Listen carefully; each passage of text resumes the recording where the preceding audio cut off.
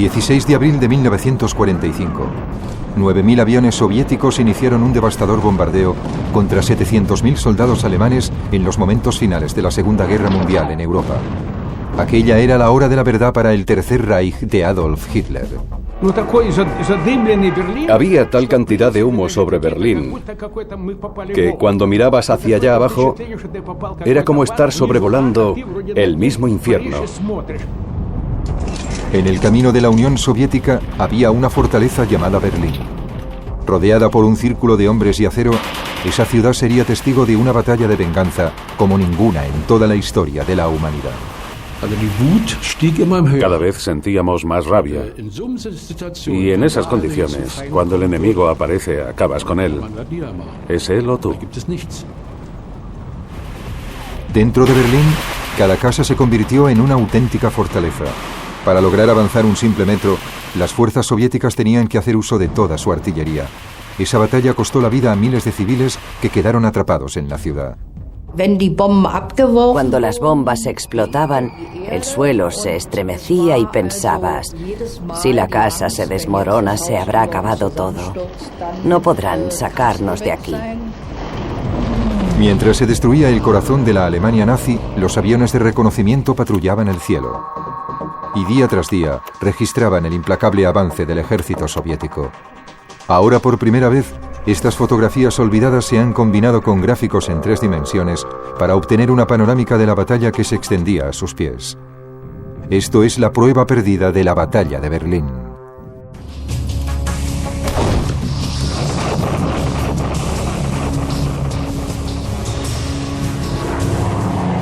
Las pruebas perdidas. La batalla de Berlín.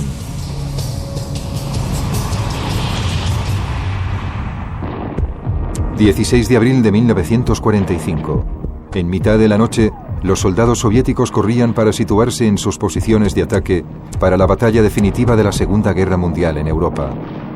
Llevaban consigo estandartes rojos para animar a los hombres atrincherados en el frente.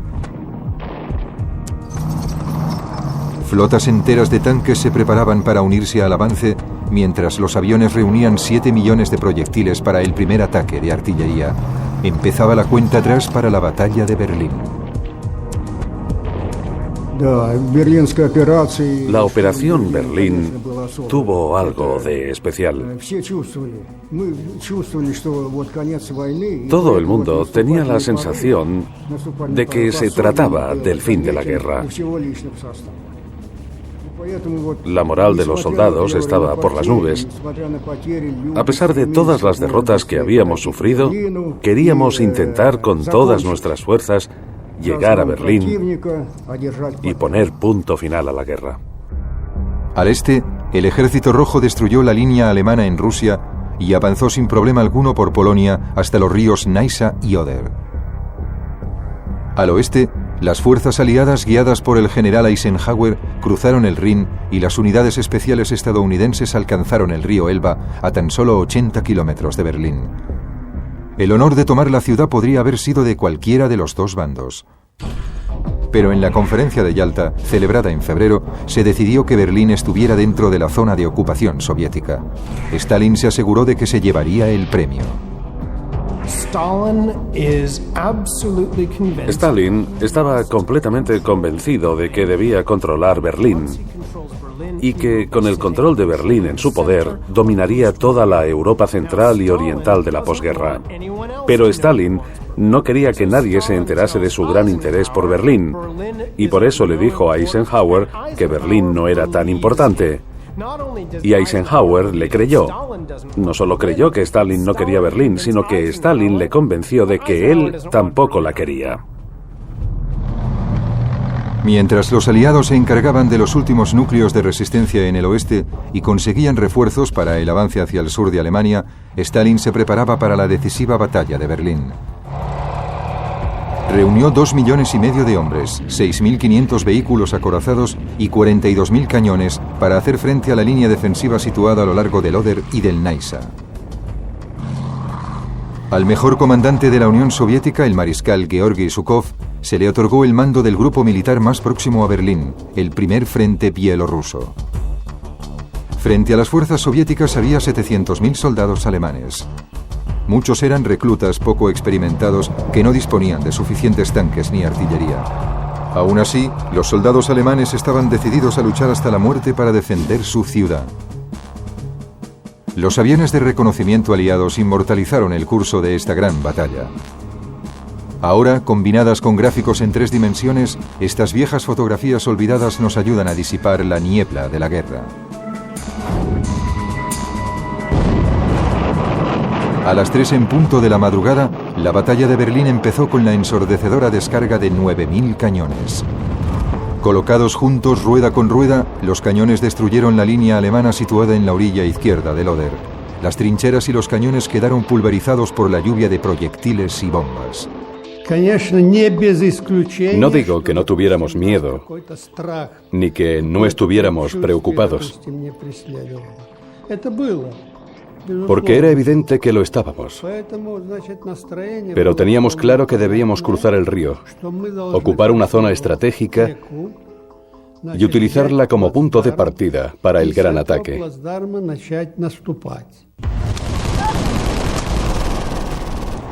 La infantería de asalto salió de sus trincheras y arrasó la línea alemana.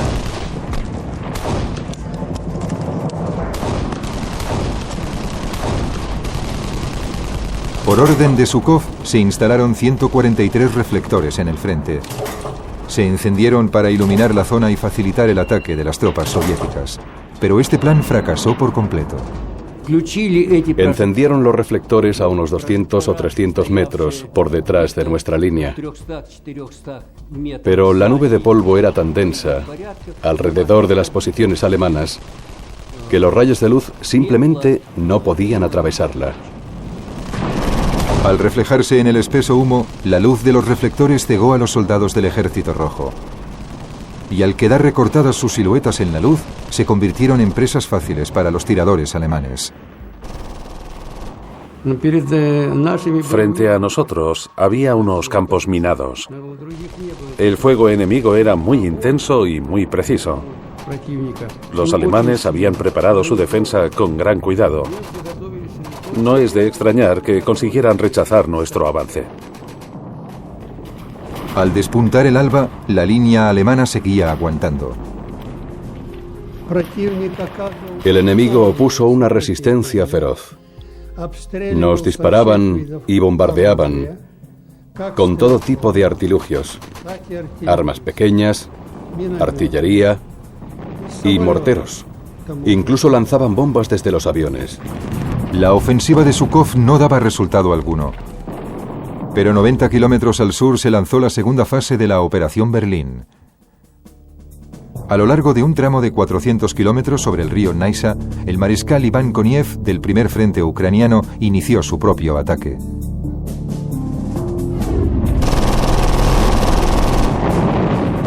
Desde 150 puntos distintos, la infantería de Koniev cruzó el río utilizando cualquier cosa que flotara.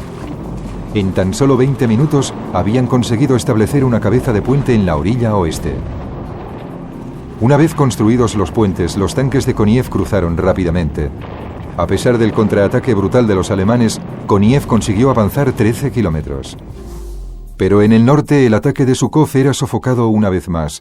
La principal línea defensiva alemana bloqueaba la carretera de entrada a Berlín a lo largo de las colinas de Seilov, de unos 50 metros de altura. Las colinas de Seilov eran la línea más importante de la defensa alemana y una de sus posiciones más ventajosas. Se trataba de un terreno muy abrupto, cubierto de bosques y repleto de barrancos y ríos. Y tras cada barranco se camuflaba una posición fortificada y fuertemente armada.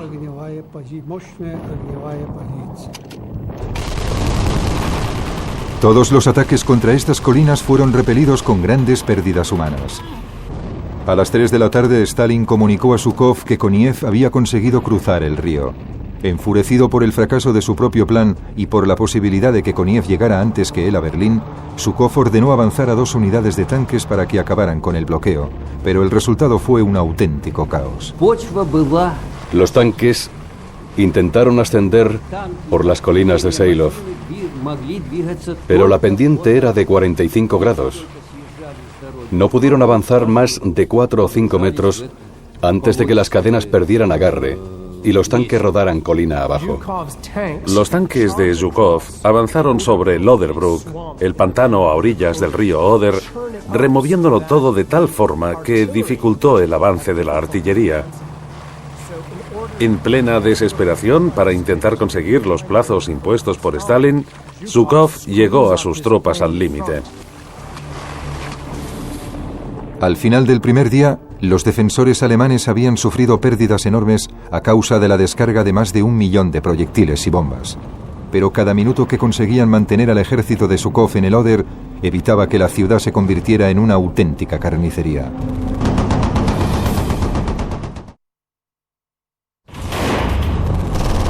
...17 de abril de 1945, segundo día de la batalla de Berlín. La última ofensiva del Ejército Rojo para vencer a la Alemania nazi tenía problemas. Las divisiones de asalto del mariscal Zhukov estaban atrapadas en una zona mortal en la defensa exterior de las colinas de Seilov.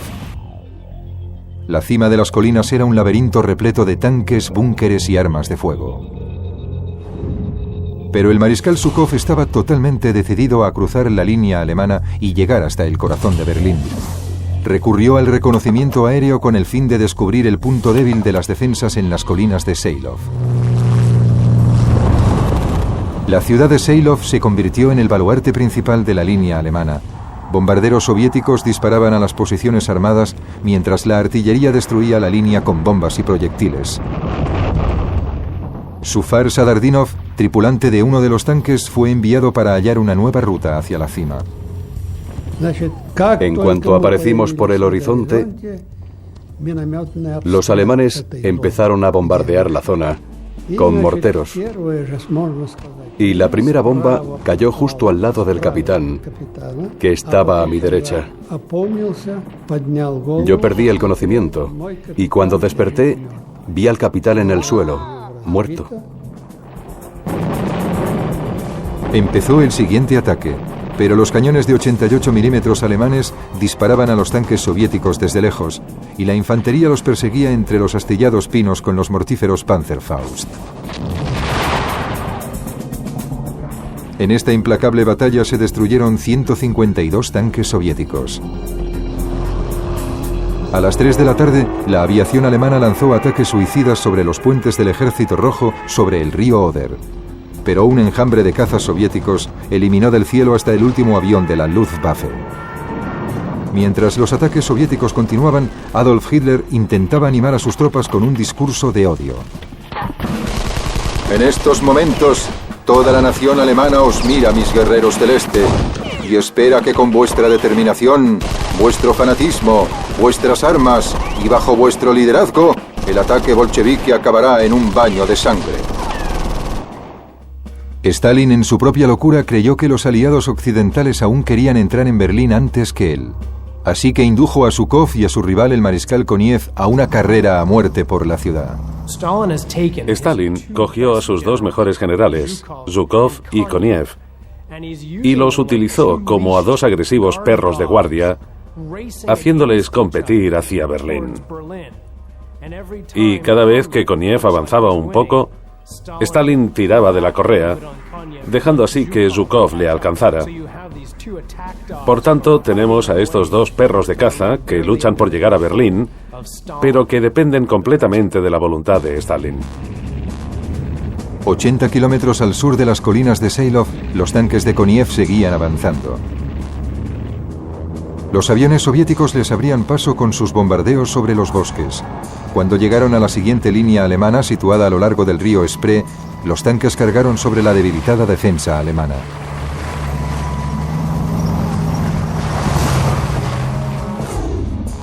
A medianoche, Koniev ordenó a su ejército que dejara atrás los núcleos de resistencia y que se dirigiera hacia el norte y el noroeste de Berlín para cortar todas las carreteras que salían de la ciudad.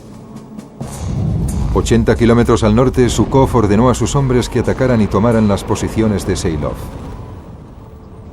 Nuestros soldados tenían muchas ganas de luchar. Fue increíble.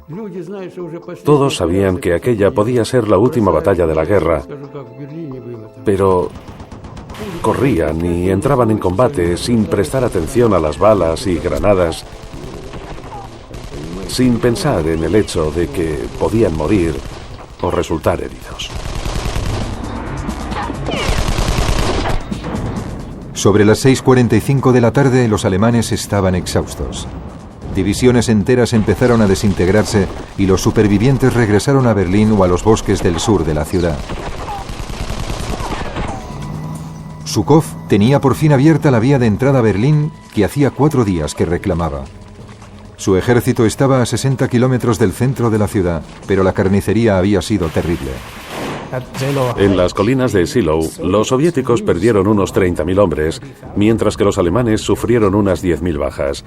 Para el ejército, que estaba prácticamente derrotado, fue una gran proeza de los alemanes.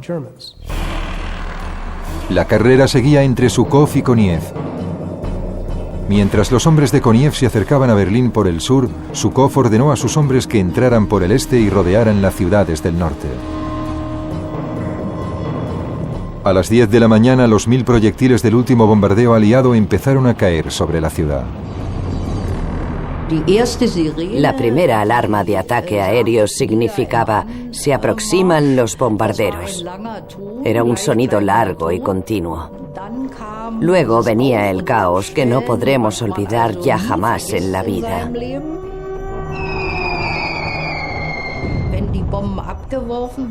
Cuando las bombas explotaban, el suelo se estremecía y pensabas, si la casa se desmorona, se habrá acabado todo.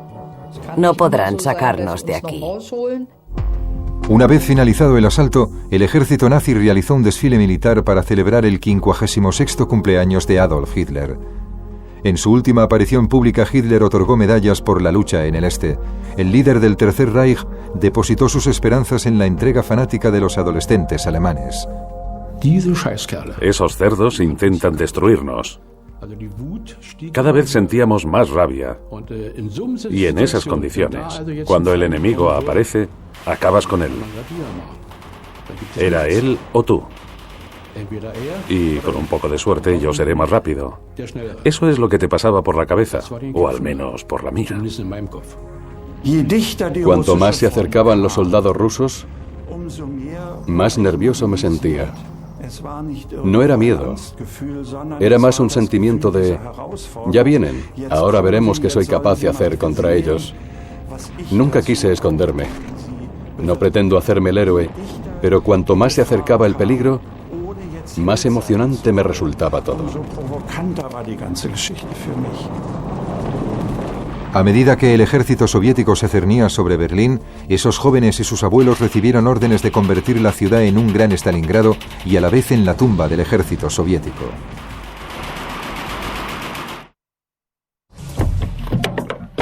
...21 de abril de 1945...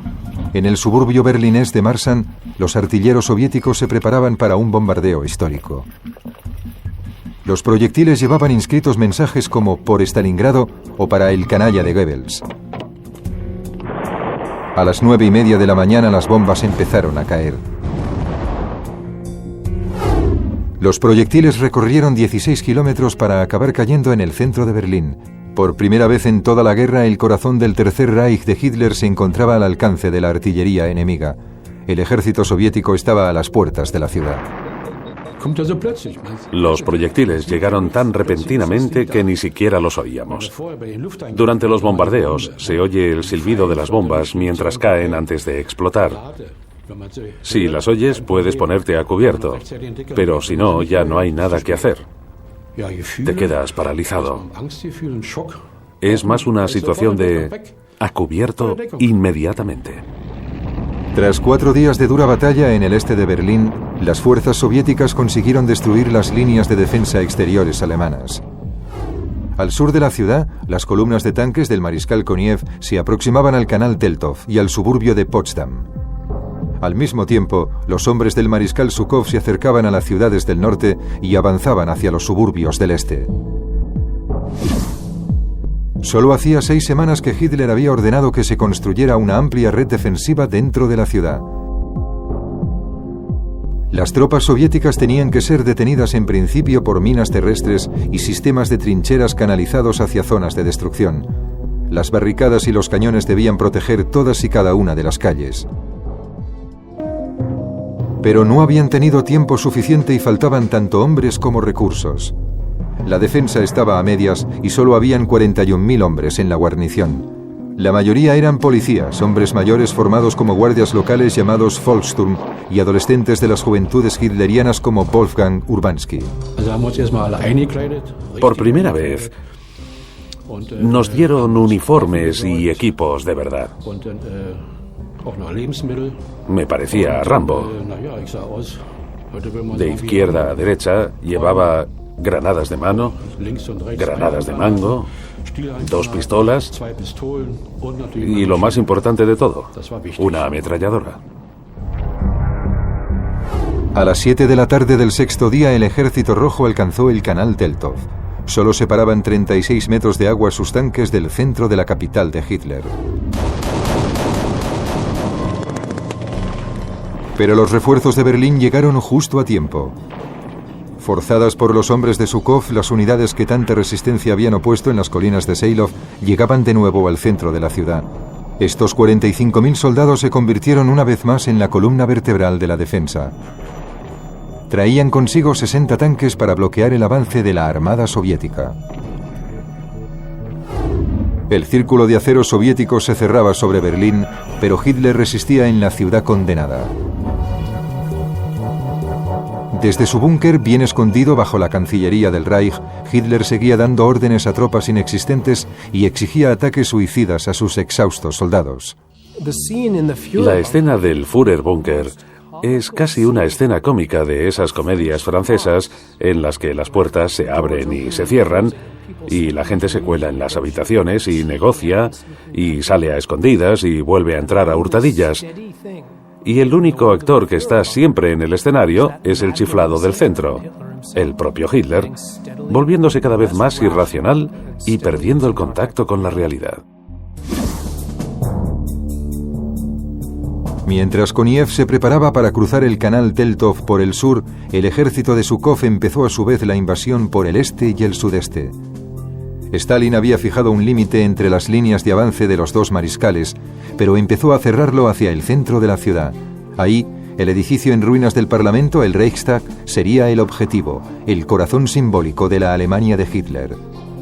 Ambos mariscales querían que fueran sus tropas las que colocasen la bandera roja en lo alto del edificio. 24 de abril. Cubierta por un ensordecedor bombardeo, la infantería de Koniev cruzaba el canal Teltow. Pero en esa zona los veteranos del Volkssturm estaban apoyados por tropas regulares y los primeros avances rusos fueron repelidos gracias a feroces contraataques. Pero hacia el mediodía, los tanques de Koniev empezaron a abrirse camino entre el laberinto de edificios del lado norte. Hacia el este, los hombres de Zhukov también avanzaban, aunque en ese punto los defensores eran tropas de las SS que contraatacaron frenéticamente. Las enfermerías alemanas estaban saturadas de heridos. Para la joven de 16 años, Gisela Stange, representó una auténtica pesadilla. Evidentemente no era enfermera, pero corría arriba y abajo y ayudaba a sujetar brazos o piernas que debían ser enyesados o amputados.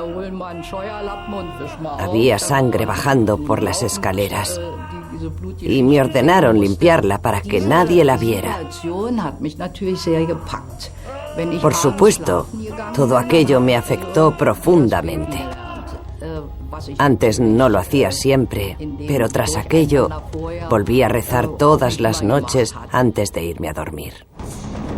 Luchando por cada centímetro, los defensores alemanes del sur y del este se vieron obligados a retroceder hacia el centro de Berlín. Pero el 25 de abril llegó la noticia que tanto temían los berlineses. 24 kilómetros al oeste, los ejércitos de Zhukov y de Koniev se habían juntado traspasando los perímetros norte y sur de la ciudad. Berlín estaba rodeada. No había escapatoria posible para la desesperada guarnición ni para los habitantes de la ciudad. Pero aún había algunos dispuestos a seguir luchando y en las calles llenas de escombros los tanques soviéticos pasaron de ser cazadores a ser cazados.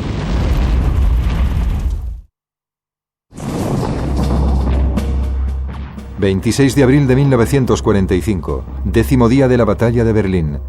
...el Ejército Rojo había rodeado por completo la capital de la Alemania nazi...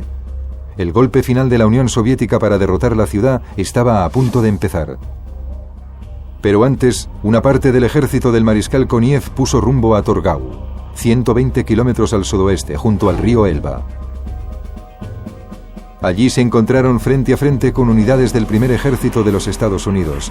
Los dos bandos celebraron la caída del Tercer Reich. Pero para el alto mando soviético el encuentro significó algo más que el simple final del Tercer Reich. Las tropas soviéticas avanzaron hacia el norte por el río Elba, bloqueando el paso a los estadounidenses a Berlín. Stalin por fin estaba satisfecho. Los aliados ya no podrían llegar a la ciudad. Los aliados occidentales, a pesar de tener vía libre hacia Berlín y de que la gran mayoría de los alemanes hubiera preferido rendirse a un oficial británico, estadounidense o francés antes de que el Ejército Rojo los encerrara en el Gulag, pero no tuvieron la oportunidad. Los aliados occidentales se detuvieron a orillas del río Elba, permitiendo que los soviéticos fueran los únicos en avanzar hacia Berlín.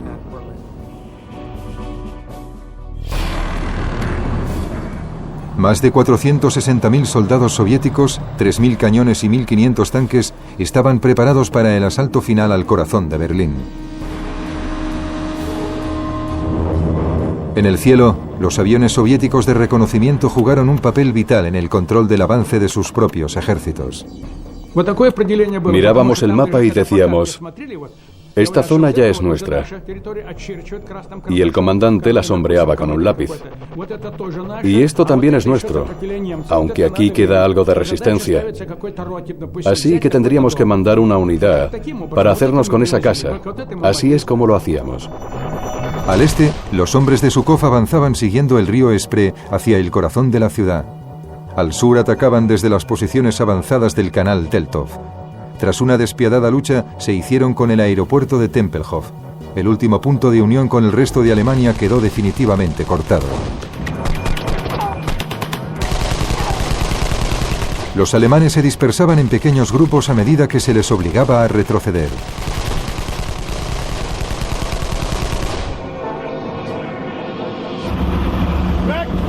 ...27 de abril... ...los últimos 8 tanques Tiger de las SS... ...se hallaban en el Parque Tiergarten. Sus mortíferos cañones de 88 milímetros... ...dominaban la zona que rodeaba el Reichstag. Al amanecer... ...los comandantes soviéticos estaban decepcionados... ...por el lento avance de sus tropas. Cuando los tanques rusos intentaban penetrar en las calles abarrotadas de escombros... ...se convertían en presa fácil para los soldados de las SS... ...y de las juventudes hitlerianas. Había chicos jóvenes, gente mayor. Todos iban armados con Panzerfaust. Los Panzerfaust, que eran extremadamente peligrosos para los tanques. Podías situarte en una esquina, disparar, y ya habías acabado con el tanque, que ardía en llamas. Su capacidad de penetración era increíble. Los Panzerfaust lo atravesaban todo. Eran bastante precisos y tan sencillos que cualquiera podía manejarlos. Estaba garantizado que atravesaban el acero y que explotaban dentro. Al mando de las fuerzas que avanzaban al norte hacia el Reichstag estaba el general Vasily Chuikov, defensor de Stalingrado. Ordenó a sus tropas que adoptaran las tácticas de lucha callejera desarrolladas en esa terrible batalla. Pueden imaginarse lo intensa que era la lucha en la ciudad. Solo podíamos avanzar por las calles. Pero en todas partes había callejones y pasajes subterráneos. No había ningún frente unificado. Y cada objetivo debía atacarse por separado. Aquí, la experiencia de las unidades que participaron en el asalto a Stalingrado nos fue de gran ayuda. Los tanques estaban en el centro de la calle. Los cañones autopropulsados estaban en la acera y disparaban a los puntos más importantes. Y por detrás nos seguía la infantería, cubriendo los sótanos.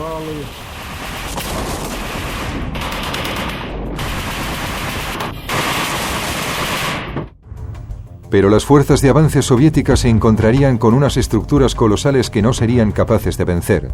Al oeste, al norte y al este de la ciudad se levantaban 3 inexpugnables torres antiaéreas. Construidas para enfrentarse a los bombarderos aliados, empezaron a diezmar los tanques soviéticos que avanzaban. Eran torres de cemento reforzadas con acero, de 6 pisos, que disponían de potentes cañones antiaéreos en el tejado. Nuestros artilleros disparaban obuses de 203 milímetros sin cesar contra estas torres, pero parecía que no les afectaba. Eran fortalezas de una resistencia increíble. Era como disparar perdigones contra un elefante. Incapaces de destruir estas torres antiaéreas, los soviéticos se vieron obligados a rodearlas y a seguir soportando su descarga de artillería. A medida que el avance soviético progresaba, los civiles alemanes se refugiaban en los sótanos. Pero a las disciplinadas tropas soviéticas del frente les seguían hombres a los que no les importaban en absoluto las reglas de la guerra. Recibimos llamadas telefónicas de enfermeras de otro hospital que no paraban de llorar mientras nos contaban cómo habían sido violadas por soldados rusos. Y evidentemente nos aterrorizaba la idea de que pudiera pasarnos lo mismo. Hacia las 5 de la tarde, 2 fuerzas se cernían ya sobre el centro de Berlín, última zona defensiva conocida como la Ciudadela. En el sur, las tropas del general Chuikov alcanzaron el canal Lambert, a tan solo 3 kilómetros de la Cancillería del Reich y del búnker de Hitler. Desde el norte, el tercer ejército de choque se acercaba al río Spree, que fluía hacia el Reichstag. El 28 de abril, los defensores de Berlín habían quedado confinados en una zona de tan solo 3 kilómetros de ancho y 11 de largo. Pero en ese último bastión se encontraban algunos de los defensores más fanáticos. Veteranos curtidos de las SS con el apoyo de los adolescentes de las juventudes hitlerianas. Creía que si utilizábamos todas nuestras fuerzas reunidas, aún podríamos conseguir algo contra los rusos. Había perdido totalmente mi motivación, resistencia y coraje si no hubiera estado absolutamente convencido de que aún podíamos derrotarles. Pero no todos los soldados alemanes estaban dispuestos a dar su vida por Hitler. Pelotones de ejecución de las SS recorrían las calles en busca de desertores. Cuando empezaron a colgar a los desertores, los propios alemanes empezaron a ver a la SS como el auténtico enemigo. Vimos muchos soldados y oficiales alemanes ejecutados por la SS colgando de las farolas. Me impresionó ver cómo colgaban a los soldados de los árboles. Les ponían unos carteles en el cuello en los que escribían: "Fui demasiado cobarde para defender mi país". Y luego los colgaban. Estaba totalmente aterrorizada. Era una visión tan espantosa que acabé andando sin levantar la mirada del suelo.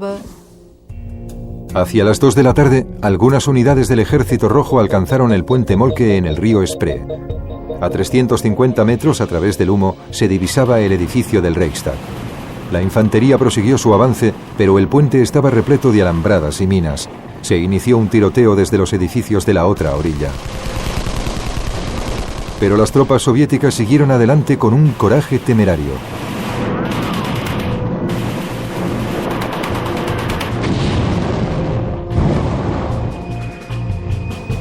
Mientras sus tropas luchaban y morían en las ruinas bajo las que él se escondía, Adolf Hitler procedió a nombrar a su sucesor y a dictar su testamento. Y en una extraña ceremonia se casó con su amante, Eva Braun. El Tercer Reich vivía sus últimas horas. Entre los edificios del corazón de Berlín, destrozados por las bombas, ambos frentes se preparaban para el capítulo final de la Segunda Guerra Mundial en Europa.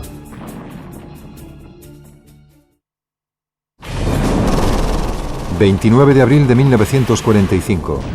Tras 13 días de lucha despiadada, la batalla por Berlín llegó a su punto álgido.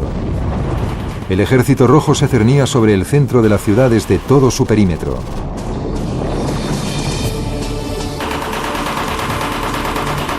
El Tercer Reich, que había llegado a abarcar más de 600.000 kilómetros cuadrados, había pasado a ser apenas una franja de tierra de 11 kilómetros de largo por 3 de ancho.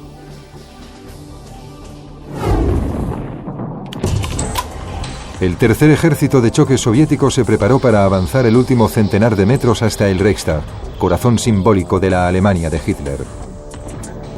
Siguiendo las órdenes de Stalin, llevaban banderas rojas para ponerlas en el tejado, pero primero debían vencer a los últimos y más feroces defensores. Al alba, los aviones soviéticos de reconocimiento despegaron para comprobar las posiciones de sus tropas. La ciudad de Berlín estaba cubierta por tanto humo que era como volar entre nubes. Podía haber soldados soviéticos, tanques y artillería, y sentía el olor a quemado. Todo parecía estar entre llamas. Desde ahí arriba era como sobrevolar el mismo infierno. Frente a las tropas soviéticas se encontraban los edificios del gobierno que rodeaban el Reichstag. Los separaban solo los árboles y la maleza de las 200 hectáreas del parque Tiergarten. Pero los apacibles bosques que tan populares habían sido entre los berlineses durante 200 años se habían convertido en un auténtico infierno de árboles astillados y trincheras.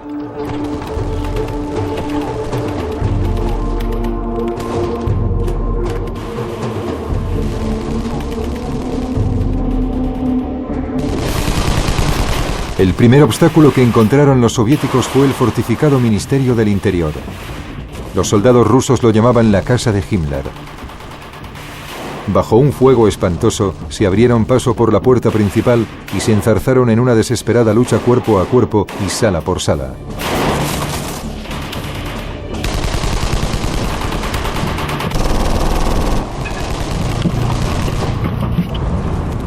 En la calle, los tanques soviéticos se convirtieron en presa fácil para los escuadrones alemanes. El hombre que tenía a mi lado tenía un Panzerfaust y trepó a un montón de escombros. Yo me quedé junto a él. Cuando el tanque ruso se puso a tiro, a una distancia de unos 9 metros, disparó. Oímos los gritos de los miembros de la tripulación, que debían estar envueltos en llamas. El comandante del tanque intentó abrir su ventanilla, pero en cuanto salió fuera, 5 de nosotros disparamos nuestros rifles hasta que se desplomó en el suelo. Esa fue la única vez que disparé contra un hombre en toda la guerra. El 30 de abril, la caótica batalla por la casa de Himmler prosiguió durante toda la noche. Animadas por los deseos de sus comandantes de ver la bandera roja ondear sobre el Reichstag a tiempo para las celebraciones del 1 de mayo en Moscú, las unidades soviéticas sufrieron bajas espantosas. Cuando finalmente cayó la casa de Himmler, las tropas de asalto intentaron tomar el Reichstag. Pero en campo abierto, cayeron víctimas de los potentes cañones de una de las torres antiaéreas. La artillería soviética inició entonces un tiroteo para intentar cubrir a los tiradores rusos que avanzaban. Era aterrador, porque el ejército ruso estaba tan cerca que su artillería podía alcanzar fácilmente la Königsplatz, el Tiergarten y el Reichstag. Pero en medio de ese huracán de fuego, aún podíamos disparar a algún soldado con nuestras pistolas. A menos de 2 kilómetros al sur, el ejército del general Chuikov también había conseguido abrirse paso. La batalla ahora se desarrollaba alrededor del edificio de la Cancillería del Reich. Gisela Stange tuvo que salir a las calles destrozadas por los bombardeos. Teníamos solo una cosa en mente: llegar hasta los heridos, cuidar de ellos y asegurarnos de que llegaban a las enfermerías para poder atenderles. Eso era al menos lo que yo intentaba hacer. Hacia las 3:30 de la tarde, los soldados de Stalin estaban casi encima del último escondite de Hitler, el búnker subterráneo. Incluso en su propia locura, Hitler sabía sin embargo que el tiempo se le acababa. Mientras que Eva Braun, su esposa, durante 24 horas se envenenó con cianuro, Hitler se disparó un tiro en la cabeza.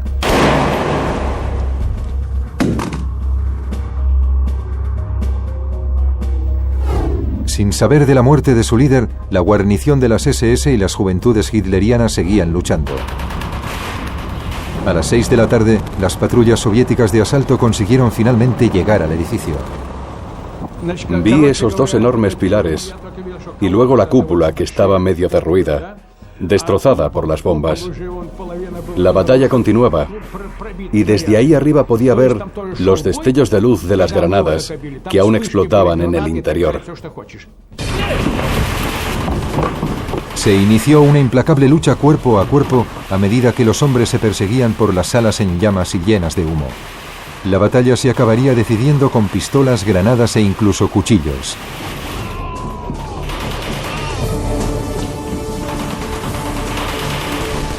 Un pequeño grupo que llevaba la bandera de la victoria número 5 se abrió paso entre los laberínticos pasillos.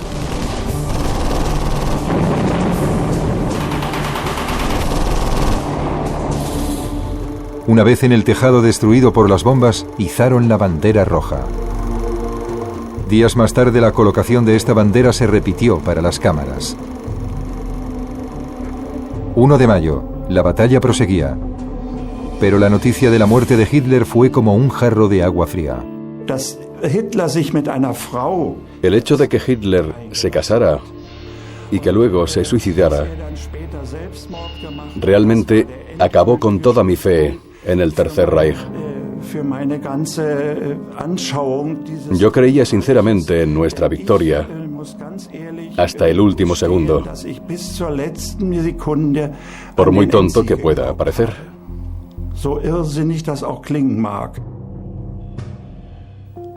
Ya sin Hitler, los oficiales alemanes más veteranos intentaron contactar con los soviéticos para negociar una amnistía. Pero se les comunicó que o se rendían incondicionalmente o el Ejército Rojo arrasaría Berlín. A las 6 de la mañana del 2 de mayo, la guarnición de Berlín finalmente se rindió. Asimismo, se ordenó a todas las fuerzas alemanas que depusieran las armas. Fue increíble. No podíamos creerlo. Disparamos al aire y, siguiendo la vieja tradición rusa, bebimos un vaso de vodka, comimos y lo celebramos. Cuando la rendición se hizo oficial el día 2 de mayo, hubo una gran conmoción en la flota aérea. Todos lo celebramos. Disparamos al aire y luego yo corrí hacia mi avión para disparar toda la munición que me quedaba. Sin embargo, después me amonestaron por haberlo hecho, porque a pesar de que creíamos que todo había acabado, aún nos quedaba alguna misión por realizar. El 8 de mayo se celebraron las ceremonias oficiales de rendición en el este y en el oeste. La Segunda Guerra Mundial en Europa había acabado. Los 1000 años del Reich de Hitler habían quedado completamente aniquilados. Para los alemanes, el mundo había llegado a su fin. Parecía imposible que, con todas las desgracias de la guerra, todo acabara así. Si nos hubieran concedido una amnistía, lo habría aceptado. Habría supuesto una derrota, pero que nos vencieran por completo no podíamos aceptarlo. Nos sentimos aplastados, en el sentido más literal de la palabra. Tras 6 años de la guerra más aterradora de toda la historia de la humanidad, Europa se hallaba en ruinas. Tras esta guerra quedaban millones y millones de fallecidos y de refugiados sin hogar. Desgraciadamente, la libertad tardaría 45 años más en ser restaurada en Europa del Este. Sin embargo, el sacrificio de tantísimas vidas no había sido en vano. Puede que la caída de Berlín fuera el comienzo de la Guerra Fría, pero eso quedó eclipsado y continuará así durante las futuras generaciones por el hecho de que el mundo libre se unió y acabó totalmente con el Estado nazi.